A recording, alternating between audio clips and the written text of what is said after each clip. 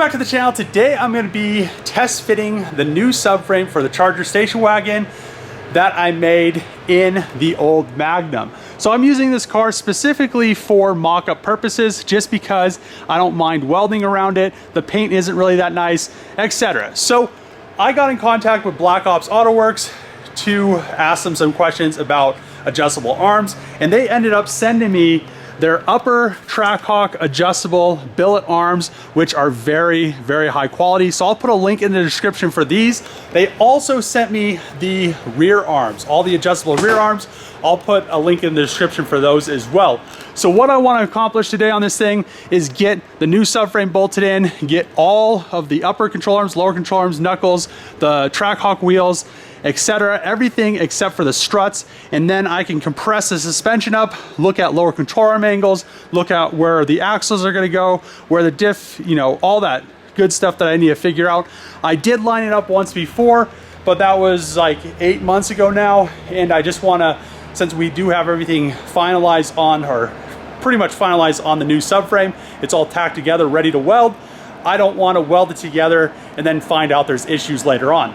So after I'm done with that, I'm gonna finish up, wrap up the rear subframe fixture. There's not really much to wrap up. I just need to connect in these two lower control arm points and then the diff mounting locations. And then I'll also, I just noticed that these e-brake, parking brake cables, I'm gonna tag those in, as well as the sway bar mount. So let's get to work, get all this stuff put together, and see how she sits and see if we need to make any adjustments. I'm really hoping that we don't need to make any adjustments, but it has been eight months since I built that subframe, or built the prototype subframe, and I never, you know, was able to align it or really get it low on the ground.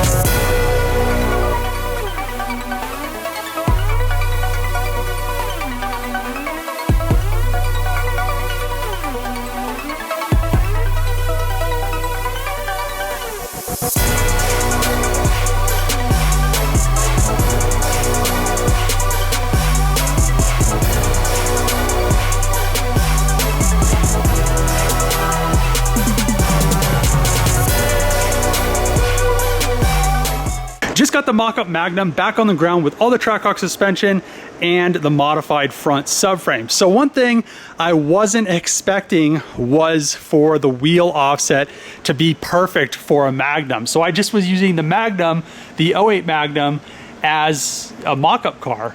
But now it makes me really want to swap one of these with all Trackhawk drivetrain, because I could put factory Trackhawk wheels on it and they fit perfectly. So maybe later on down the road, this 08 Magnum will have to get a facelift maybe, or maybe just get a nice paint job and get all Trackhawk drivetrain and be all-wheel drive and just be a super sleeper. So I'm gonna most likely leave the ride height at this height. So it is factory ride height. So it's about 3 fingers in the from the top of the tire to the top of the fender, or the gap, and then the back is always lower than the front. So the front is higher of a wheel arch than the rear because the wheels have to turn.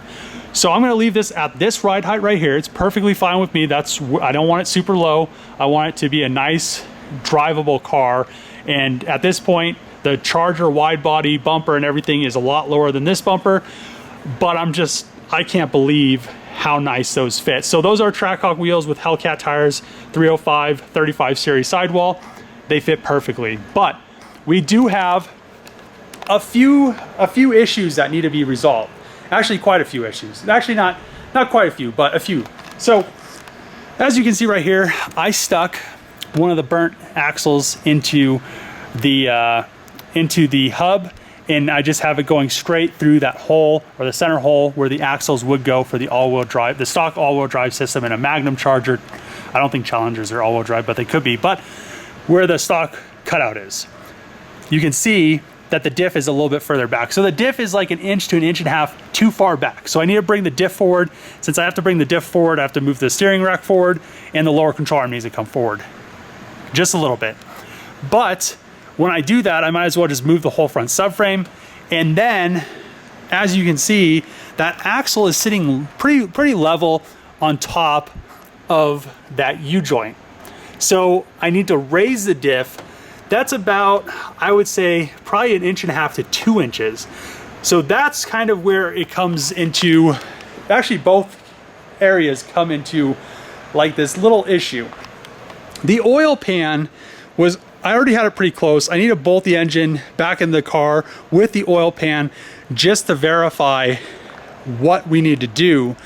But I may have to raise the engine up a hair, maybe just a hair, or just enough so I could raise the diff enough so the axle angles aren't crazy, which when the axle angles are nice, the lower control arm angles will be nice, etc. So I need to fix this issue, so I need to move it forward, I need to move it up a little bit.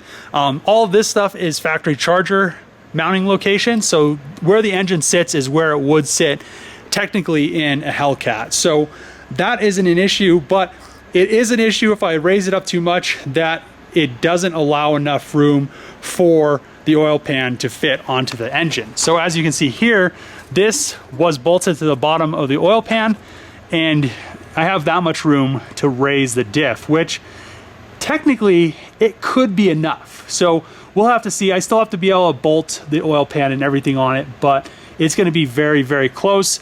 And I could end up doing some things with clearancing the diff housing and clearancing the oil pan, but I may end up having to maybe make some sheet metal sections in the oil pan, or maybe even go 100% dry sump on the oil pan. So it's just up in the air right now. What I need to do first is get the engine with the oil pan back in there. And I'll probably be doing that in the next episode, because I need to kind of think of the plan of attack that I want to take with this. So we have the struts done. We have the pretty much everything's done. Just need to move the subframe forward up a little bit. Another thing that needs to be adjusted is the pickup points on the Trackhawk. Since it is a SUV, the pickup points for the steering rack are higher. So I need to put them down here, which it will make the steering rack have a nice flat angle as well. And then I won't have any issues. Not sure yet if I'm going to weld one of these brackets, either leave this bracket on here, cut a bracket off one of the wrecked Trackhawk knuckles, weld it on the bottom here, or make a plate or some sort of thing that bolts on where the hub bolts, and then it comes down for the steering. So I need to figure that out as well, but it's, you know, it's some easy stuff. All the calipers will bolt on. You know, I won't mess with the ABS or the speed sensor up here. I just will mess with where this is mounting. The upper control arms, I think they'll work perfectly. So these are the Black Ops AutoWorks upper control arms. It feels like, you know, where the car is sitting right now, they're pretty close. So I may end up having to I may actually end up having to shorten this throat right here. It's this piece right here. I might have to cut like 1 inch or 2 inches out of it, weld it back together.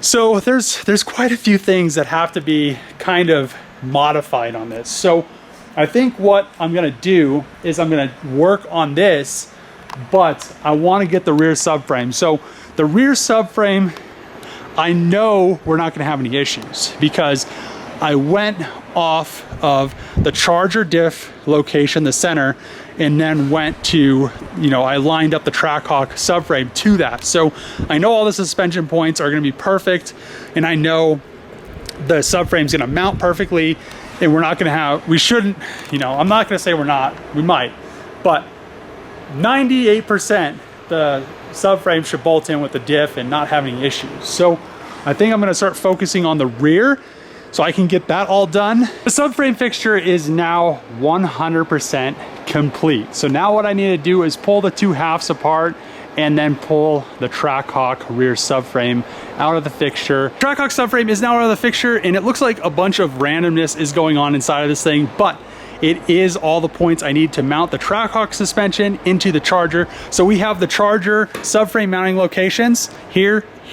I retained the Charger traction arm because the Trackhawk one was behind this subframe mounting location, and I didn't want this thing to be super complicated. So I'll make an arm for this, I'll make an arm for that. We also have the mounts for the sway bar and the Trackhawk lower control arms, and we have everything that we need. So what I'm gonna do now is I'm gonna start bolting stuff on this thing and probably bend the connecting tubes to connect these subframe bushings in the front on the side, and then I'll tie these in once I get all the diff stuff. What I'm probably gonna do for the diff is I already made solid ones for the front right somewhere.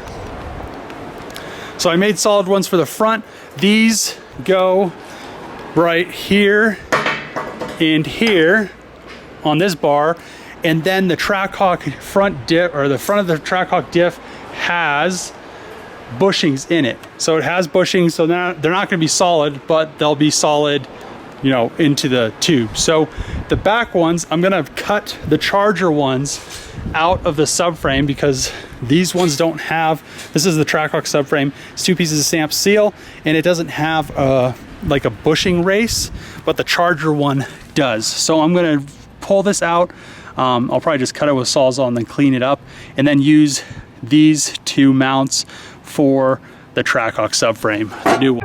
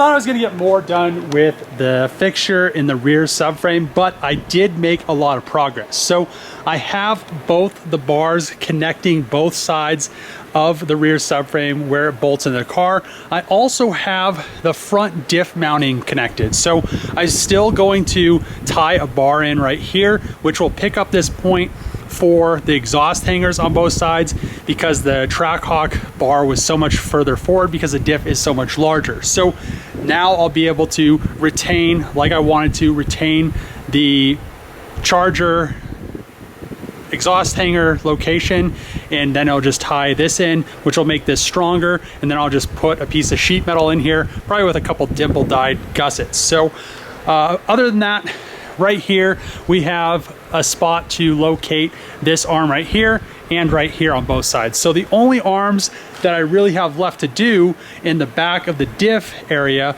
is the traction rods on both sides, as well as the lower control arms in the front and the back, which the lower control arm bracket, I should just be able to come off of this bar right here, and it should be plenty strong enough. And the same thing in the back. I'm going to probably tie this bar in somewhere around here, blend it in, and come like that, and then come up with another bar to kind of get in this area to connect the diff on both sides, and then I'll just tie both of those bars in together, which then I can locate the mounts for the parking brake cable, as well as the sway bar, the traction rod, the lower control arm, and the diff mounting. So you know, it is taking a little bit longer than I was expecting, but it's gonna look really, really good, and it's gonna be very, very light. So I'm trying to save a lot of weight doing this, as well as make it look good, as well as get the Trackhawk stuff in. So what I'm gonna do now is go home. I have a bunch of parts for the Charger, and I wanna put all of that stuff in there so I can get it one step closer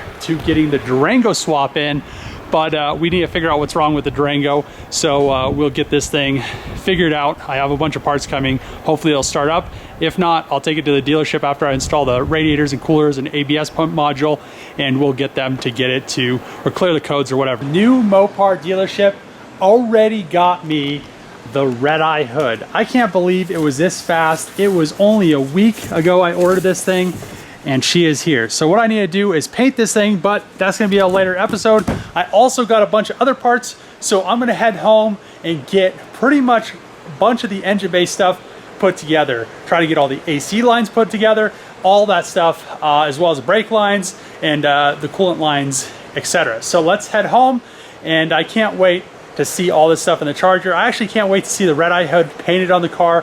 You know, like I said before, they didn't have it when I first ordered the first Charger hood. I just got a Charger Hellcat hood, and a red-eye hood suits the car much better. So I'm back home now, and the Mopar dealership that I am now working with, that's actually in Colorado and local, they dropped off a bunch of parts, and it's really, really nice. So I have the silencer pad, I have the hood, which the hood came very fast. When I got all the wide body stuff, it took a very long time to get all that stuff, but what I'm gonna do now is pretty much put or assemble as much as I can. I now have the oil cooler bracket, I have the ducts, I have the oil cooler, so I'll put that in, as well as AC lines as much as I can.